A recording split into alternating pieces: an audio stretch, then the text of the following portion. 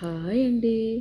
ఈరోజు నేను ఎంతో టేస్టీ అయిన మనకు తినాలనిపించే బొంబాయి హల్వా చేస్తున్నానండి. దానికోసము ఫస్ట్ కార్న్ పౌడర్ను ఒక గ్లాస్ వాటర్ వేసేసి బాగా మిక్స్ చేసి పక్కన పెట్టుకోవాలి. షుగర్ ఎక్కువ తినేవాళ్ళు తినొచ్చు, ఇంకొంచెం ఎక్కువ వేసుకోవచ్చు. షుగర్ నేనైతే ఒకటికి 1.5 వేసానండి. నాకు కొంచెం స్వీట్ ఎక్కువ తింటాననేసి లైట్గా సాల్ట్ కూడా వేసాను. ఫస్ట్ అంతా చక్కెరనంతా కరిగిచ్చేయాలి. తర్వాత చక్కెర కరిగినాక నేను కార్న్ పౌడర్ను కలిపిన వాటర్తో మిక్స్ చేసిన కార్న్ కూడా వేసేసి బాగా మిక్స్ చేసుకుంటూ వస్తుంటే అది కొంచెం దగ్గర పడుతూ వస్తుందన్నమాట. అది కొంచెం దగ్గర పడేటప్పటికి మనకు కొంచెం బాగా అయ్యే వరకు ఆగాలి.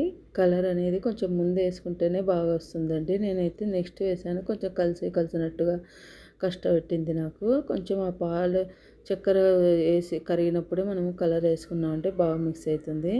తర్వాత అంతా గట్టిగా దగ్గరికి అయినాక నెయ్యి వేసేసి బాగా వేయించుకుంటూ రావాలి. మనము కొంచెంసేపు బాగా నెయ్యి వేయించుకుంటూ వచ్చేసి నాకు కలర్ అనేది నేను ఈ టైం వేసాను. కానీ ఈ టైం వేసేదానికంటే మనం స్టార్టింగ్ చక్కెర అప్పుడు వేస్తే బాగా వస్తుంది.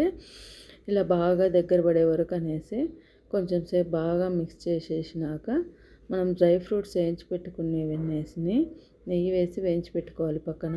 ఆ డ్రై ఫ్రూట్స్ అన్నిటిని మనం దీంట్లో వేసుకుంటే కొంచెం దీనికోసం డ్రై ఫ్రూట్స్ అనేవి ఎక్కువగా వేసుకుంటే టేస్ట్ బాగుంటుందండి. బొంబాయి హల్వాకు డ్రై ఫ్రూట్స్ ఎక్కువ టేస్టీని ఇస్తాయి.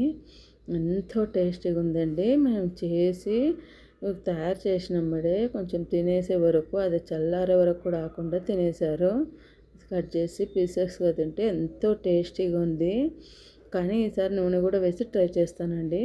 లైక్ చేయండి.